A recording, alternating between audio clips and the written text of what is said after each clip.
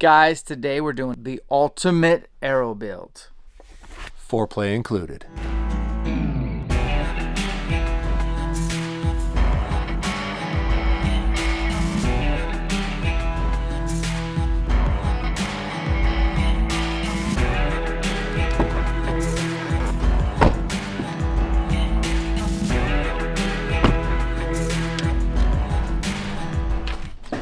Where are your sleeves? Wow. They haven't seen me yet. You haven't seen the sun in about 6 months. I can tell you that much. Oh my God. They haven't seen it yet, but I come in sleeveless today. It's early in the year. Should you do the foreplay or skip it and get to the end? Can we make a gamer get as close to an elite? Can we get a .006 to a .001? How close? Well, the reality is the straightness doesn't matter unless you're putting broadheads on it. Because it won't. Putting broadheads on. Okay, well then it'll matter, and it won't matter what we do to that thing to try to make it better, unless we just go through the process of measuring those and realize they're not sixes. Yeah, we'll find out. That's about it. Right? But your difference, your difference between them is literally going to be. Can you talk nominal. and work at the same time? Well, every day of my life. Okay, dude. so if you're gonna record, I'm gonna. I need caffeine. You want me to be excited, don't you? Where's the RCC? Here. Get them even more obnoxious just for you guys. I haven't done this in a long time. I'm trying to remember. You crack.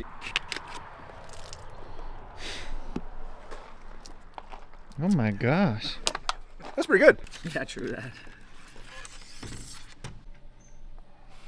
If you can't tone it, tan it, man. If you can't tone it, tan it. That's not very nice. That's not very nice. Strike that off the record. We are looking at a couple differences between Victory, Rip TKOs, and these are gamers. This is a sport. These are sports. So we want to see what is the actual tolerance difference. Are you actually getting .006 when you buy a sport or a .003? Where should you buy the really expensive straight arrows for practice, or should you get a dozen for practice and a dozen? Should you foreplay? So should we mark the spine alignment? Should we go through all the tolerances? Yes, we're doing it for you. So MFJJ, take us through what this spine tester can do for us. Well, this will find your stiffest point or your weakest point in the arrow and the inconsistency between them, because it'll measure it in thousandths with the deflection gauge. And we just went around this one already and found the high point, which we haven't marked with our little silver Sharpie yet for fletching, and which we found, which was the irony of this process. Now, why'd you mark it towards the end of the arrow, Josh? Because that's where we're going to fletch it on. But it lines up with the spine alignment, ironically. So we're 1 for 1 so far. 1 for 1 so far. Let's see how we do.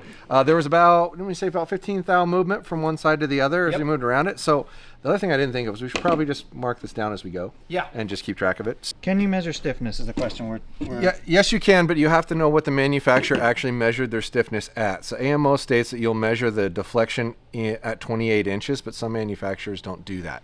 So if you stretch these points farther apart from each other, it'll make the spine different. So when we're testing the difference between these, we're going to physically measure just a 0 to a 0.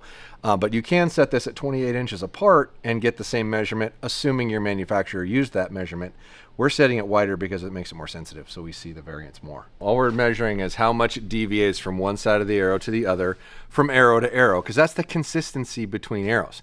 This is also measuring spine. We're not measuring the exact spine number. We're just measuring how far it moves to give you equivalent from arrow to arrow to arrow to arrow within this bundle. That's what we're checking. The deviation in this arrow is a lot less than the other one, so it will be hard to find. I think we only have about 5 thou total in deviation on this arrow, as opposed to the previous one was 14 thou. .005. 0.005. And what, are you going to silver Sharpie the new spine? Yeah, I'm going to mark where it is, and it's close. It's 90 degrees from where it was, so it's not terribly far off. So when I have you tune my bow, and you just go, oh, this is close, so that's fine, or do you actually make sure it's all the way done? You're so cute. Of course I make sure it's all the way done, Daniel. We're measuring these thous.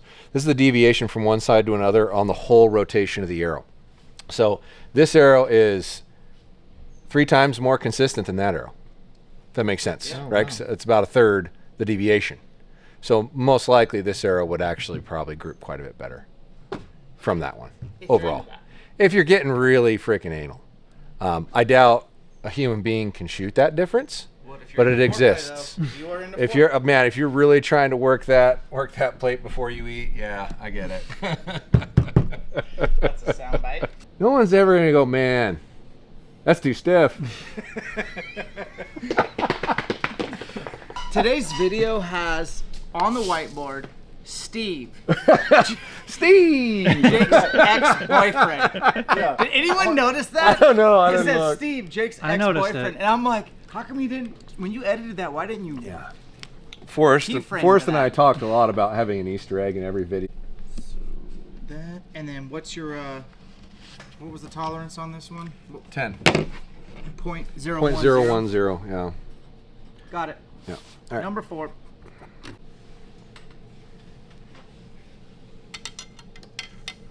So what we found, set that back down, Danny, is that uniformity of spine, we could not find a difference between the worst straightness version and the straightest version of the arrows. These are all weight matched arrows. Every Victory arrow across the board is weight matched. If you read the package, it actually has the physical weight of the dozen in it. You can click that real quick there, Timmy. Ding, ding, ding, ding. So, and we found 1 out of 6 in both sets. We just checked 6 of them where the spine line didn't match up with the weakest point. We marked the stiffest point on the arrow, which ironically was not 180 degrees away from the weak point, which is interesting. But the weakest point of the arrow on 5 out of 6 of both of them did line up with the spinal line mark. So I can only assume that they're referring to the spine alignment as the weak spot in the arrow to fletch the arrow off of. But we're going to play both ways and see what we come up with. But the uniformity of spine between each of them was almost exactly the same. In fact, the most uniform one we found from side to side was actually in the 6,000 straightness bundle. So uniformity of spine is not a reflection when you're buying these arrows. You're only buying a straightness difference. Now, the elites are 1,000 straightness, and the sports are 6,000 straightness, but I've rarely ever seen a Victory arrow that was worse than 3,000, period. Like when you're actually measuring their straightness, you rarely find one worse than 3. We are not measuring straightness right now, folks. No, we're not measuring straightness right now. We're measuring uniformity of spine. Straightness is not all that important. Uniformity of spine is incredibly important. What really matters when you're hunting is that your broadhead is coming straight out of your arrow, and straightness does help that. So when you go to try to actually make a hunting arrow, the straightness of your arrow is going to matter. But difference from arrow to arrow on consistency, uniformity of spine is everything. Okay, you have one more arrow to go, Josh. This is your last Elite Rip TKO. These are for Tim's. No, you did 5. You got one more to go. And what I'm seeing is that these are really good arrows, man, all in all. These are great arrows. The reason why I kind of like the Rip TKOs is it's giving me more options for front of center. I've been able to put more weight into the arrow up front and still have a pretty light arrow. Currently, I'm rocking a 463.9 arrow with a lighted knock, no wrap in the back. You guys, again, this is all foreplay for you guys. I skip all the foreplay and just put a broadhead on the end and test every arrow that I'm going to hunt with. But we can do this too, just so we cover everything. I've tried being defiant, and almost 9 times out of 10, it doesn't pay off. Tim and Jake are still learning, but Josh is not always right, but he's right enough to where I'm tired of eating crow, so I'll do what he says. Let's get a quickie on this though. So in theory, if we cut from the front and the back, we would get the straightest in the middle. Yeah. And Josh says Depends on where the inconsistency in the arrow is. It's just because there's a deviation in the straightness of the arrow doesn't mean the deviation's in the middle of the arrow. You have to figure out where it's deviating at to justify where it's coming off of. Cut from both sides. I mean, I like the idea of cutting from both sides. First of all, your pre-cut end is guaranteed is straighter than any saw you can buy. Like any archery saw that you go try to cut the end off with is going to make a more crooked cut than it came from the factory anyway. And if you're going to square it, you're going to do more work squaring the cut end that you made as opposed to the knock end that already came on it. So why would you cut it? Just square it. Just pull the knock out and square it. We'd like to argue here so we can get these ideas, get you guys thinking. So maybe you shouldn't cut both sides. I don't know. If you can sit there and figure out where the arrow's deviated from, and try to get that deviation as gone as possible. Like if it's right on the end and you can cut that side off, that makes sense. But unless you can actually figure out where the deviation is, because it's not an average over the arrow. There's a spot in there that's a little inconsistent. To figure out? You can put it on a spinner and look at it, but it's hard to measure it. Right. You can put it on a straightener and roll a straightener over, which this will actually do that too. You just don't use the weight. Now the tricky part with using one of these, you don't want to be on the label. If you're on the label, it'll give you a variance. And you see, watch the knock end as you move it. See how the knock end moves, right? and then the point end is not moving. You see that? Can you see it? Yep. Dan? Okay. So wouldn't that make you think that you wanted to cut this end off? I don't know. There's not a knock on this side too, so it's harder to tell. You can just look at the shaft. You don't have to look at the knock. You can watch the arrow moving up and down. So rotating, but the point doesn't really change its position, right? Yeah, it's pretty good. Okay, now makes it really easy to So see. if you're into foreplay, you need all these tools. You need this arrow spinner. Well, you need your ram. for sure. Now look at that move. Yeah, I see you. Look how cockeyed that is. This one moved 0.006 deviation, so that was actually better than most of those that we tested in spine deviation. So this 300 spine arrow only went 0.006. Yes. So let's try another one. Dang. And who makes this? That's an Easton Axis match grade. It's a match grade? Yep. So what's this a dozen usually? Those are now like almost 200 a dozen. Yeah. They used to be like 140. They were a steal. Okay, deviate. Oh boy, there we go. Holy sh! Whoa! 20 something thousandths. For a match grade? Yeah, well, they're not measuring that though. Throw that out. They're measuring straightness. Now let's see what just plain straightness looks like. Right? I bet you it's straight as yours. Now that's more like damn what you would straight. expect. Yeah, that's. Yeah, that's about 1,000. So that one actually probably makes spec, where that other one didn't though. So this arrow's pretty darn straight, but it's got a Arrow's lot pretty more darn straight. tolerance. Yeah, and then if we spin this, come down here and just spin it, not on the label. That knock end's still moving more than the point end, barely. So the inconsistency in there, once again, is back here. So you'd cut from the back. So you'd cut the knock end off. But what's going to end up happening, like let's say you're cutting this thing down 4 inches or 5 inches, you're going to cut it into here, and then you're trying to fletch on the logo. Well, that's not fun. Well, it's not terrible, Then you but use a wrap. it's going to look stupid. It's going to look dumb. And even if you put a wrap on it, it's still going to look dumb. But once again, your deviation is in this end. Should we spin test these and decide where to cut for Tim? Well, hang on. Let's take a look. That's glass. Like it wouldn't matter what end you cut off, because that thing's perfectly straight. Cool. We'll cut from both ends. Perfect. Now here's the most crooked one we can buy. So you cut from the middle on that one, right, Josh? Because they're both straight? Yeah, cut it right in the middle. Once again, little bit deviation there.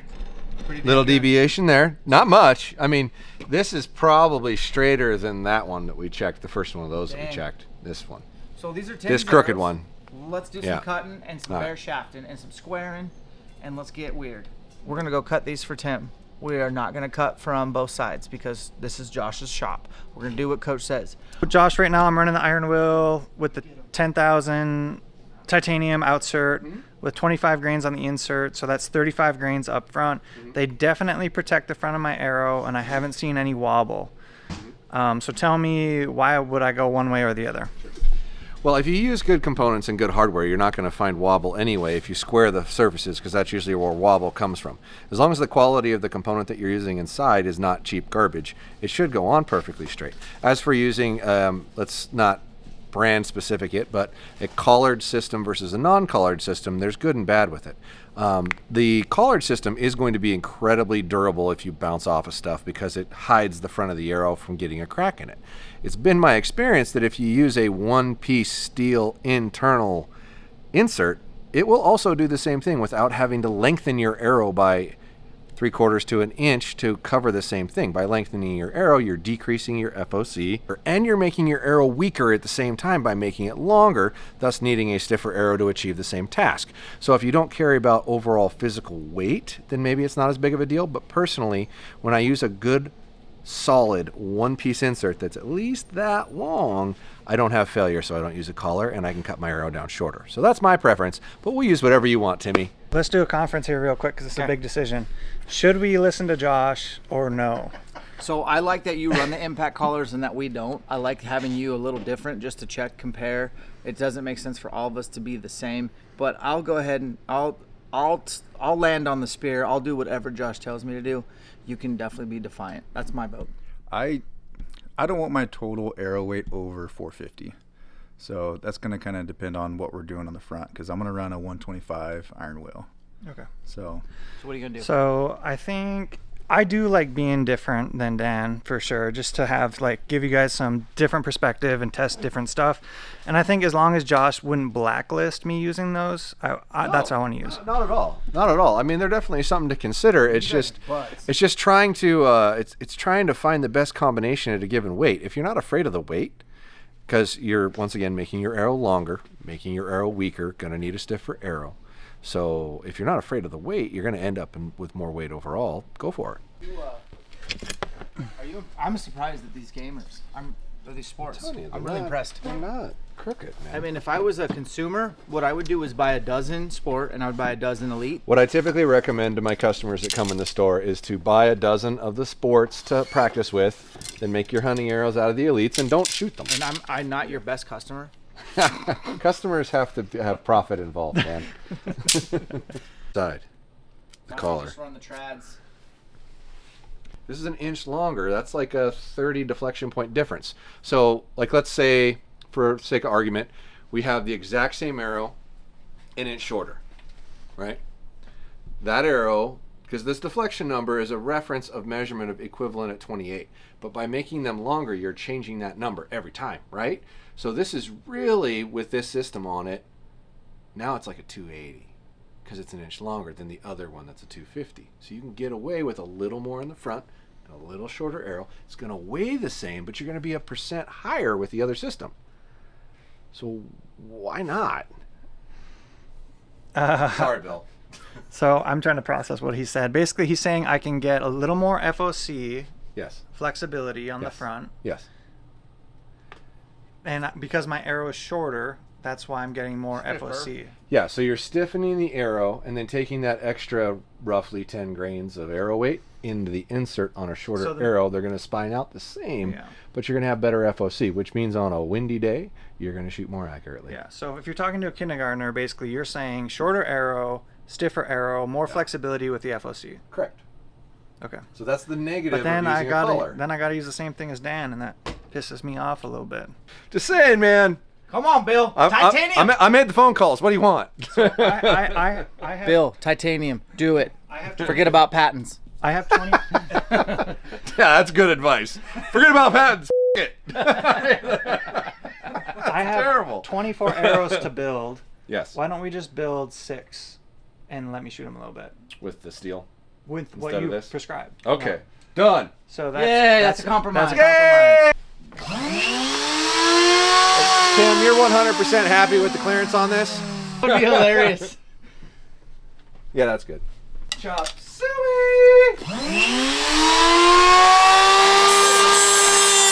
What the internet says? The internet says to put Sharpie on the end and then square. Would you like me to?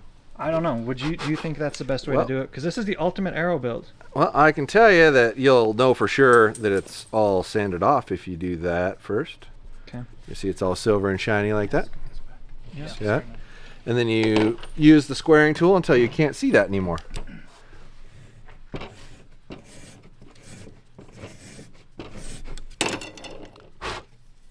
No shiny. Yeah. Easy. I find that if you've sanded it about 5-6 rotations, as long as you made a decent cut, it's off. So for the most part, I don't mark them normally, but Because you've done this for 30 years. because I've done it for a couple years at least. ASDs have only been out for like 10, and the flip just came out. But yeah, But you got to remember, we're talking to a kindergartner here. kindergarten, baby. See how little we can do it and have all the silver gone. Yes. All I'm right. gonna say 3 strokes. You know, all right. What do you got, Jake? Let's do 4. What do you got, Tim? I would be with Dan, man. I mean, Give me 3. 3 strokes. I'll go 2. Let's see if I can do 2. And that's a hand rotation, hand rotation. I know right? what a stroke looks like. Hand rotation. Hand rotation. It's a lot. It's a big hand, though, dude. We got bananas. It's a in mitt. there? You holding bananas? Hold something. All gone. 2 strokes. Let's see if we can do it in 1. What do you think? You want to do it in 1? You're a 1-stroke champ. One pump jump. 1 pump chop. Here we go. That's a possible likelihood. 1 Ready? stroke. Make it count. You got 1 shot. Okay. Dang. You good. Well, the reason you don't need to hardly grind this thing is because of the way I cut them. So you put it in the saw. You don't, as soon as Time out, guys. This is so important. Please pay attention. For real. Go ahead. most of your problems from cutting these things are from cutting them like a dumbass in the saw. So you put your knock in the knock receiver. You bring the arrow up. You keep your hands as close to the blade as possible without touching the blade, and go to where you can first feel the arrow touch the blade, and then turn towards it slowly, and go about 3 rotations as you're slowly putting pressure inward until the carbon falls off. You made a square cut. Like, I'm gonna do this just for fun and see if I just barely turn it, if it's already gone, because this is probably a square cut already. Because you're so good. It's how Because you're it's such a how big you elk. cut. So I'm gonna go. That's God, it. You're good. Was that about a third? Is there any Sharpie left? Just ever so Barely. little. Barely. It's because it's already square. Because you cut it right. And what do we like about this product? It makes a 90-degree angle on the end of your arrow with ease, and it's really hard to fuck it up. It's certainly an upgrade It, from like, the ones oh in yeah, the past. yeah. Well, this you can actually have a fletching on here. That's why they did that. So you can have a pre-fletched arrow and still do the grinding on the end, because most people don't build their own arrows. Most people take pre-fletched arrows, which you should build your own arrows. Not it's after not watching hard. our channel. They're It's gonna not hard, build but in any event, I think it'll clear up to like a 2.6 or so. You pop the knock off, stick it on there, and do the same thing. So, are we squaring the knock end? Man, every gangster should. All right. Let's just see. Is there a way? Squaring the knock end. Yeah, let's just see. Do you want me to silver? Oh, of course. Yeah. Oh, let's see. Let's see. Let's see the back end, Josh. See. Stone. Kellen, inside out precision. Okay, so that's half. Is there any Sharpie left? Don't think so. No, No. that would pass my test, man. So that cuts easily as straight as the one I made, if not straighter, on the knock end. Like I was saying, you're going to get a straighter cut from the factory than you're going to get in the Now, saw. when you put that knock in, you're going to put on the spine alignment? Well, that's what you wanted me to do, isn't it? Yep. Last time I checked. All right. So now that we're done with messing with these, we're going to glue these inserts in. We got Tim to go 600 grain on this test fire. I think he's going to like it. It's going to lighten him up his front end. 600 spine. 72 grain. 72 grain. It's a half cert, basically, right? Well, it's really, I don't know if I'd call it a half cert. I'd call it like a quarter cert, because there's only about a quarter of the overall length out of the arrow. This is gold tip. This is a gold tips insert system, and it's all stainless steel. And where would they find these if they want them? Well, at podiumarcher.com or elkshape.com or Gold Tips website if they're in stock. We need a jakeweb.com. Oh, he's got a jakeweb.com. Yeah. But it ain't about arrows. Fans only. Only fans. That's new if you haven't been paying attention to the last 20 years of me. Oh my inserting gosh. stuff. What are you doing? I've never Glue seen on this. all of them at once, so you're not trying to glue one each. And get it in a little bit, turn it, push it in all the way quickly. Wipe the excess. Wipe the excess off. And Schmagma. do it again. And this is standard super glue, and you're happy with it? Or Yeah, this is Bob Smith Maxi Cure. It's what I've been using forever because it's about a third the price of most super glue. And most super glues are just standard cyanoculate, so if they don't have a chemical What did you just bond, say? standard cyanoculate. Did you look that up on Google today, or? Spell. Oh. Yeah, when you're actually buying super glue, not fletching glue, they'll actually tell you what it is. And as long as there's not a chemical Cyanoculate. compound relation to the fletching that you're using, that it requires a debond, but it works great. And the glue is easily about a third the price. So you can afford to just go on your inserts and not worry about it. Well, I'll tell you, I Don't make that sound just ever the again. speed of this process has got me wanting to kind of use those. Boom shakalaka. We're going to shoot these 6 arrows. 3, we're going to have the knock lined up with the spine alignment, which apparently is the weakest point in the arrow. We tested it. And then we're also going to shoot 3 where we twist the knock to be in line with the stiffest spot of the arrows, which we marked. And we're just going to see what happens for you guys. All right, so So we gotta turn the silver mark straight up if we're going off of the stiff spot.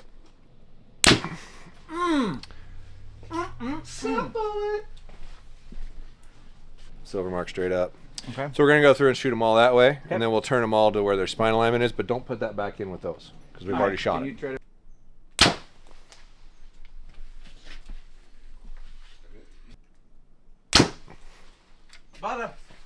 Close that from the back.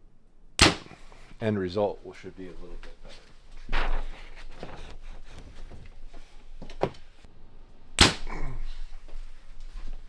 Tim, you learn a lot of stuff when you're here. We're going to turn them all into the actual spine line mark on the arrow, which was the weak spot.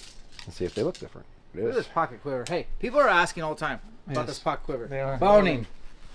Boning. BODYWEIghtarcher.com. Josh digs it. Tim digs it. Get Dan the and right Jake. pants, they work good. Oh, look at that beautiful hole off of Super your toy. spinal line mark. This is the ultimate arrow build video. Josh will show in the thumbnail. You got me, Tim. Got him! Got me.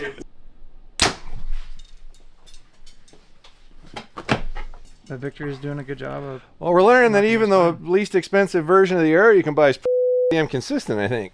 Yeah.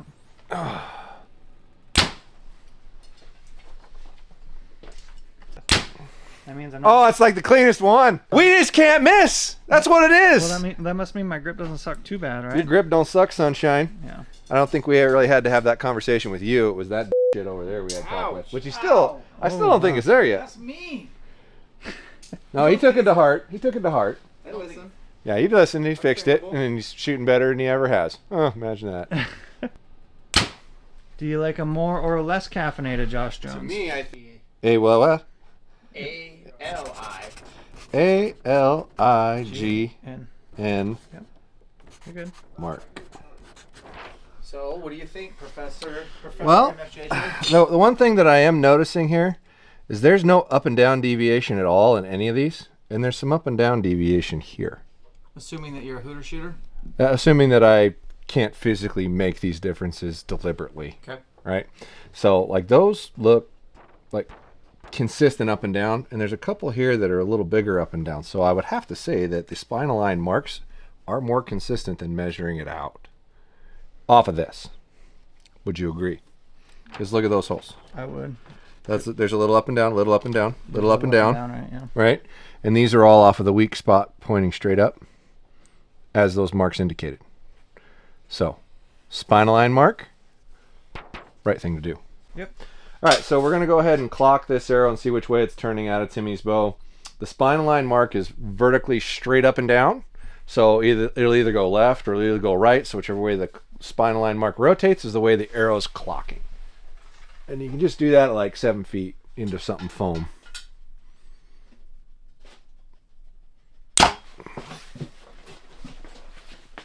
Oh, what do you know? Spinal line mark over here. It turned to the left. Some bitch. And should we do that with every arrow to confirm? No, it'll do it. It'll do it. One does it, they'll all do it. What now? Nothing. I got nothing. Remember thin?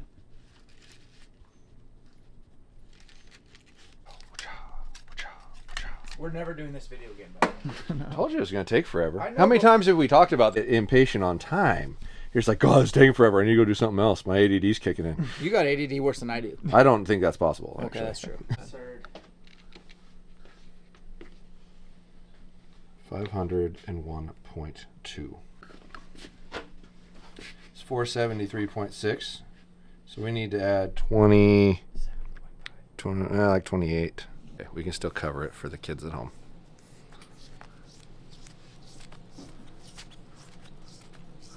Looking for 501, right? 501, yeah. That's about when you said stop. Josh, it's going to be fun. So let's see where this goes. Are you going to aim at that orange dot for us? I am going to aim at that little orange dot. Now, this is Tim's bow, so we're probably not going to hit in the same spot. But that's my definite point of aim. But we're grouping. Yeah. Okay. That one. I can't see it. I think we're almost in the exact same spot, but it's kicking a little bit like that. It's where the point strikes, not where the knock is. Okay.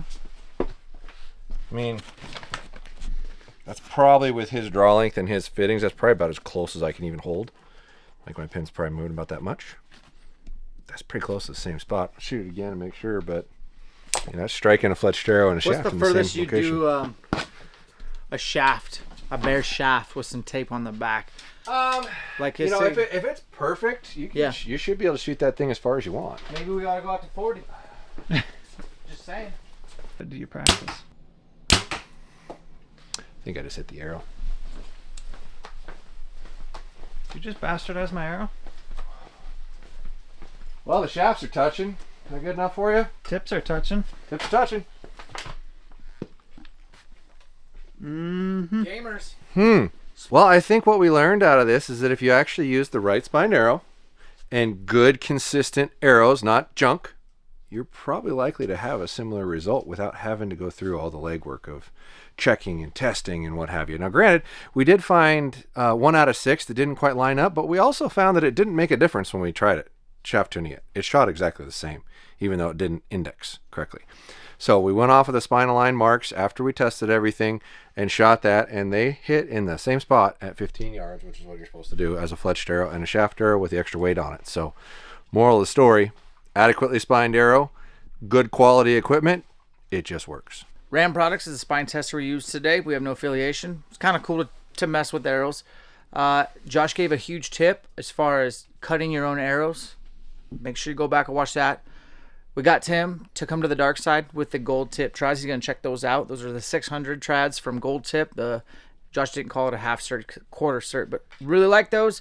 He also showed us a hack for doing all those inserts at once, like bulk gluing. That was really cool. There's a lot of little nuggets in here. I would rewatch this video a few times, especially if you're into building your own arrows, because ultimately we want to empower you guys so that you can tinker and figure out your best setup for you. We appreciate your support. Tap the sub if you're into this long video. We appreciate you guys. We'll catch you on the next one.